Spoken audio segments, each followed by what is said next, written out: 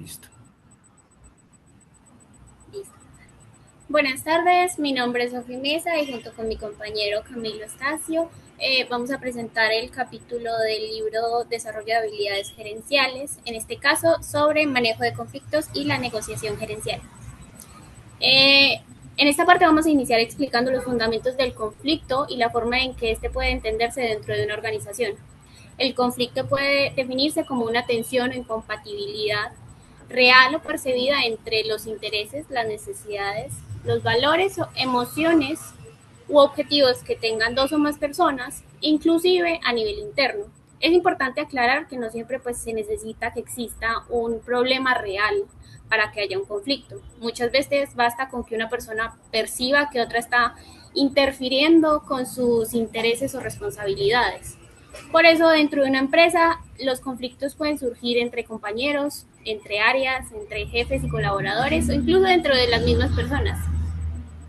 En esta infografía se presentan tres perspectivas del conflicto. La primera es la visión tradicional, que considera que el conflicto es malo y debe evitarse porque representa desorden, tensión o falta de organización. La segunda es una perspectiva desde las relaciones humanas, que entiende el conflicto como algo natural e inevitable, ya que las personas tienen diferentes ideas, formas de trabajar e incluso diferentes maneras de comunicarse. La tercera es la perspectiva interaccionista, que plantea cierto nivel de conflicto puede ser necesario para mejorar el desempeño de un grupo, porque pues permite cuestionar ideas, generar cambio y evitar que los equipos se vuelvan pasivos o conformistas. También se muestran los tipos y categorías de conflicto. Por un lado está el conflicto funcional, que ayuda a cumplir las metas, mejorar decisiones y fortalecer procesos. Por otro lado está el conflicto disfuncional, que impide alcanzar los objetivos que se plantea la organización, deteriora las relaciones y afecta el ambiente laboral. Además, existe pues el conflicto que puede ser concientizado.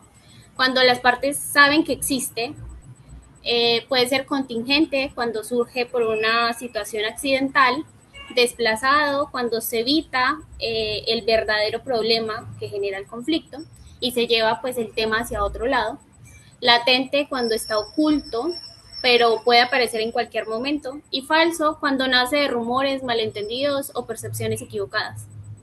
Pasando a la segunda sección, la infografía nos muestra la psicología detrás de la disputa. Esto es importante porque el conflicto pues no solamente se explica por lo que las personas dicen o hacen, sino también por la percepción, las emociones, los sentimientos, la actitud que se presenta, la comunicación, la conciencia, el pensamiento, la inteligencia y la conducta. Estas cosas influyen directamente en la forma como una persona reacciona ante una situación de tensión. Por eso un gerente debe analizar no únicamente lo que se ve, sino también las causas internas que pueden estar generando esas reacciones. En esta misma sección aparecen pues los estilos de manejar los conflictos. El primer estilo es el ganador-perdedor, donde una persona busca pues imponer su posición y ganar la discusión únicamente, aunque eso afecte la relación con la otra parte. El segundo estilo es el perdedor concesivo, donde la persona cede demasiado para evitar problemas y prefiere conservar las relaciones, pero termina pues sintiéndose frustrado. Y el tercer estilo es el perdedor que preside, es decir, donde pues las personas evitan el conflicto, se alejan o cortan la comunicación. Este último puede ser muy perjudicial porque no resuelve nada, solamente aplaza los problemas. Otro método muy importante que falta en la infografía es el ganar-ganar, y es la actitud que se toma para que todos se lleven un beneficio de ese conflicto.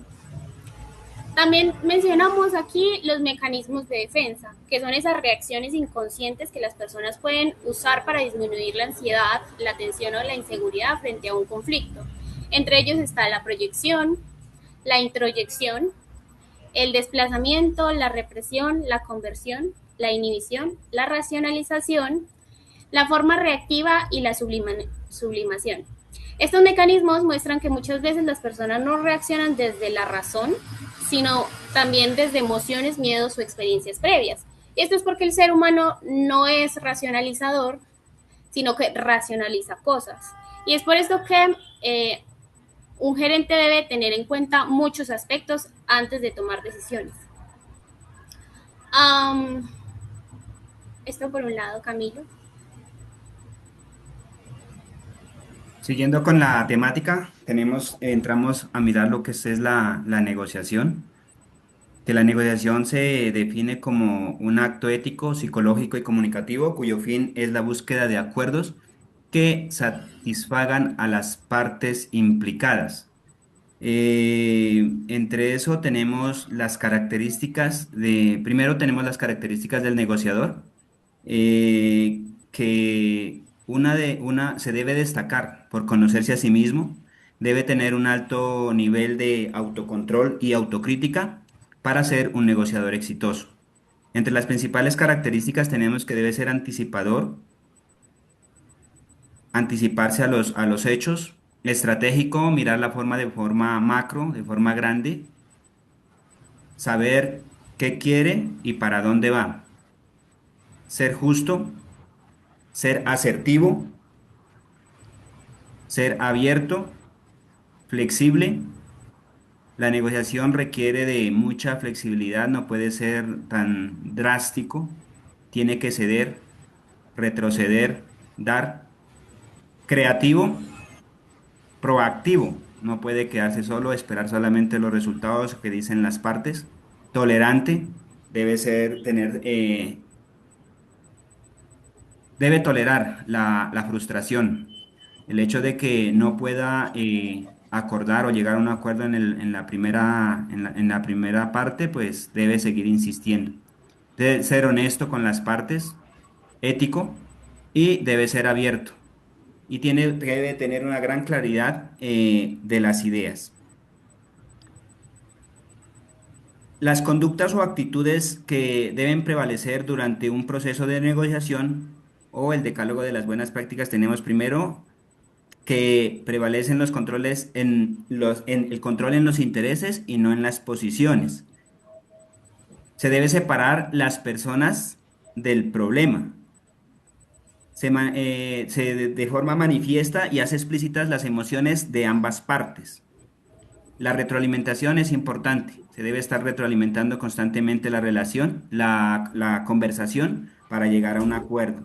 Se debe evitar el dogmatismo, se debe observar mucho y objetivamente, se debe hacer preguntas claves.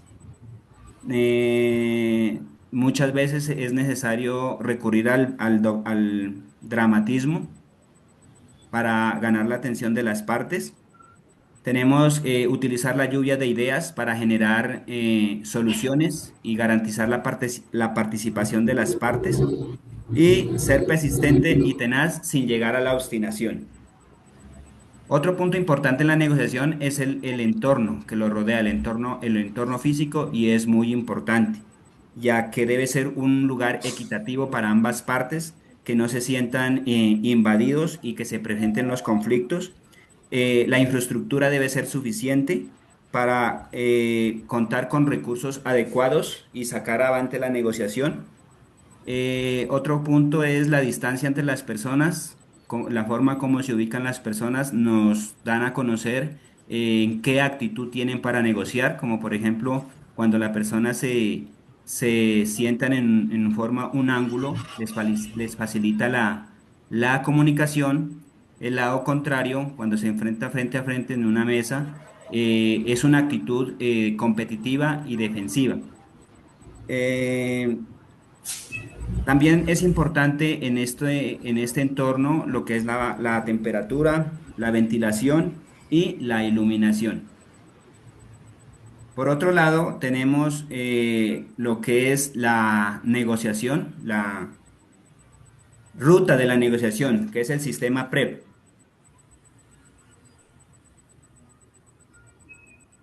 En esta parte tenemos las etapas básicas de la negociación, que podemos decir el paso a paso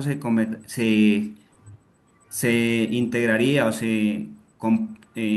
se conformaría por la preparación, la propuesta, la argumentación, las objeciones, concesiones alternativas y por último para llegar a un acuerdo.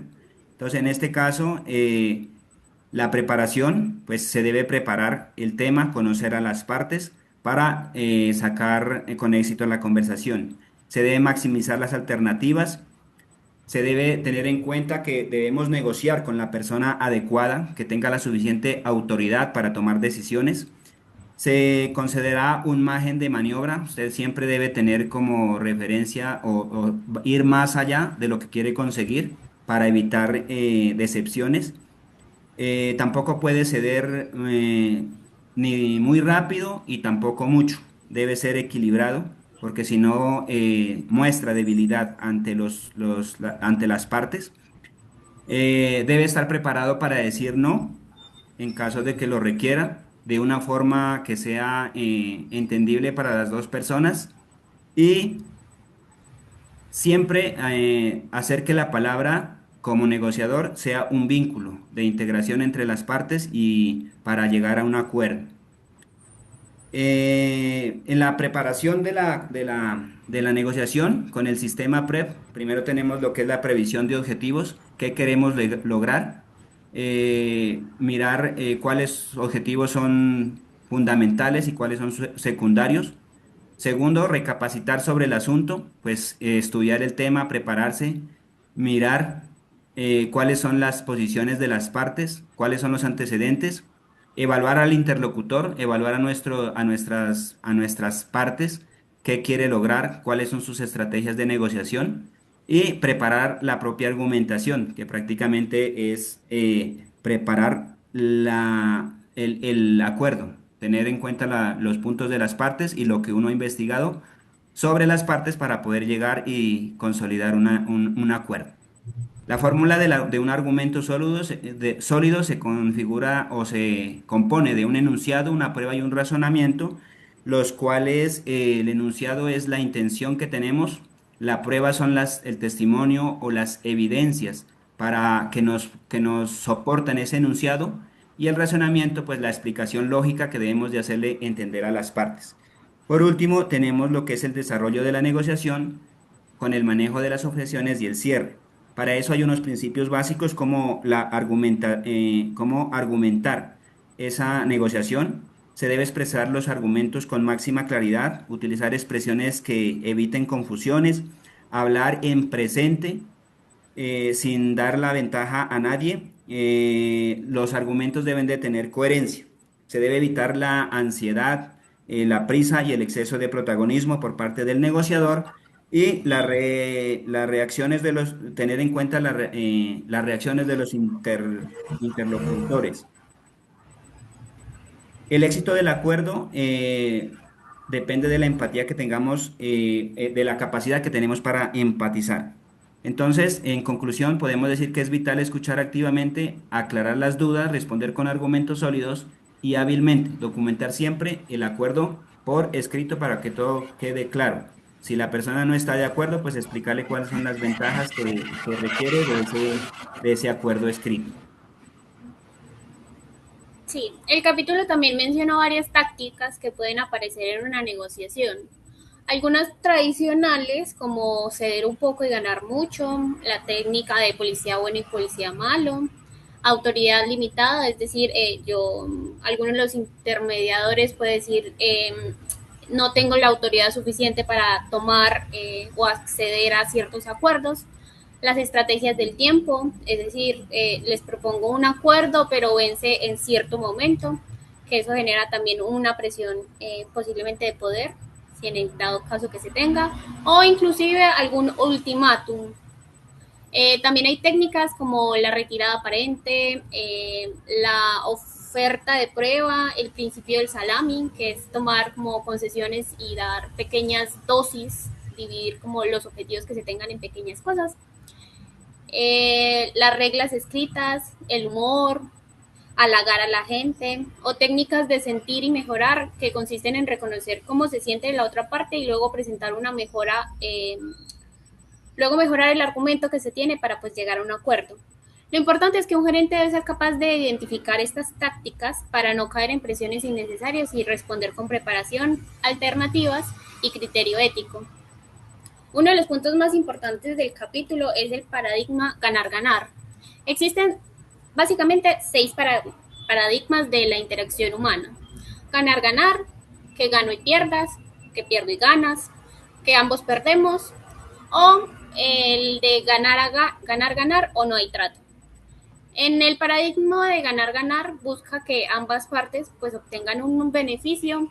No se trata de que una persona gane a la costa del otro, sino que es de construir acuerdos mutuamente satisfactorios. Este enfoque tiene básicamente cinco dimensiones. La primera es el carácter. Está las relaciones, los acuerdos, sistemas y los procesos. El carácter implica integridad, madurez y mentalidad de abundancia. Las relaciones se basan en la confianza que se tengan las partes.